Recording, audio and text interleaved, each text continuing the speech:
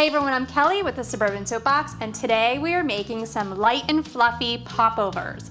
These easy dinner rolls are so fun to make and they're super simple. They have a crusty exterior and a custardy interior, and you are just going to love them.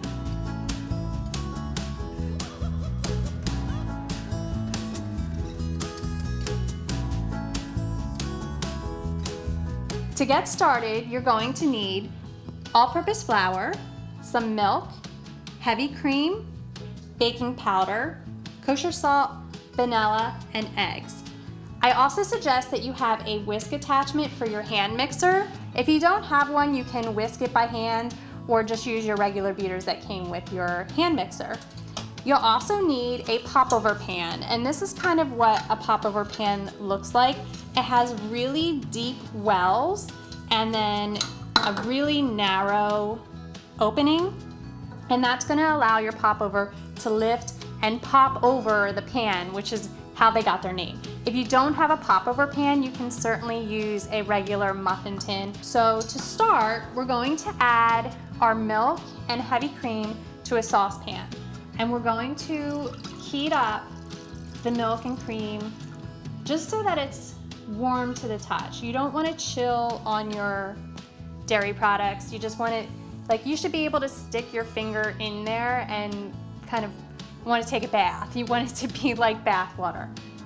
First, we're going to whisk together our dry ingredients. So you want to put 4 cups of flour into the bowl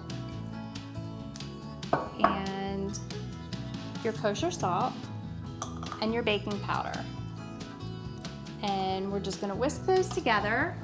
So now that our dry ingredients are whisked together, we're going to set those aside.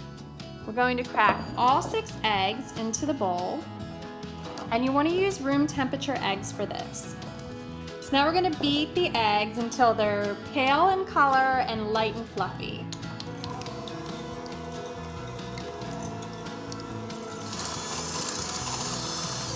Okay, so now that your eggs are all beaten and they're light and fluffy, a little bit lighter in color, you want them to be like pale yellow, we're gonna add that warm milk. And the reason you don't want your milk to be too hot is because it will cook the eggs, and then you're gonna end up with scrambled eggs, and that's never good for a popover. So we're really just making like a creamy custard type of mix to make your batter. We're going to add some vanilla, and then slowly add the milk to your eggs while you're mixing. And just mix it slowly. So now we're gonna add the dry ingredients to the wet ingredients. And I actually mixed them in the wrong bowl. So what we're gonna do here is add some of the dry ingredients to get it incorporated into the egg mixture, and then we're gonna add it back to the bowl. So slowly whisk again your egg mixture. We're gonna try to not get this all over me. And then we're gonna add a little bit of the flour and mix that in. And you're gonna do it in about 3 or 4 different parts until all of your flour is incorporated into the egg mixture. It's getting a little full, so now I'm gonna mix it back into the large bowl and start stirring here. Once you start adding it in, this way we can get the mixer up a little higher. I mean, how many times do you always grab the bowl that looks big enough and it's never big enough? Okay, now that your batter for your popovers is smooth, you're going to let it rest, and you will need to let it rest for about an hour. The reason you want to let it rest for an hour is because there's tiny little air bubbles now in there incorporated from all the whisking and the mixing, and you want the gluten and everything to have a chance to rest, and you want the air bubbles to go away and pop and just kind of relax. Now that our batter has rested and it's room temperature and it's ready to go, we're going to bake some popovers. And to do that, we're gonna coat the wells of the popover pan with some cooking spray. And you just wanna hit each one and make sure it's down in the bottom so your popovers don't stick to the bottom. So now we're gonna fill the wells almost to the top. So there's like a little bit of a curve. You wanna just stay just below that. I put my popover batter into a pitcher so you have a spout. It's just gonna make it a little bit easier to pour than if you had it in a bowl. So we're gonna fill the wells. And when you let your popover batter sit, you wanna cover it. If you don't, it may get like a little bit of a skin formed on the top. If that happens, you can either scoop it out with a spoon or mix it in.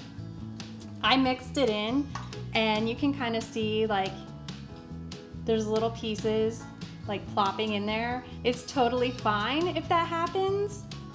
It'll bake right in. It will not affect the end result of your popover. These popovers I created because I love the popovers at Neiman Marcus. If you've ever had the pleasure of going to lunch at Neiman Marcus, they give you a free popover with your meal, and that's my favorite part of the lunch, is the popover. So to bake your popovers, you want to put them on a baking sheet. It just gives it a little more stability and keeps them from falling through the grates in the oven. So you're gonna bake your popovers for 15 minutes at 450 degrees, and then you're gonna turn the temperature down to 375 degrees, and then continue baking them for another 25 to 30 minutes. My popovers are fresh out of the oven, they're all baked, and as you can see, they have popped over in the pan, and they have a nice tiny little bottom, called the popover bottom, and we're ready to go. These are best served right out of the oven. They're not really great to make in advance, so I will just put that out there. That's why it's great to make the batter ahead of time, and then if you're having a dinner party or if you're having friends over or you just want to pop over, you can just pour the batter in and then bake them off right before serving. Put a little bit of the cranberry relish on and take a bite. They're so buttery and awesome and light. These are so perfect for really any occasion. They're great for brunch, great for dinner. If you like this recipe, please be sure to give it a like and subscribe to our channel. For more easy recipes, be sure to visit thesuburbansoapbox.com. Thanks again.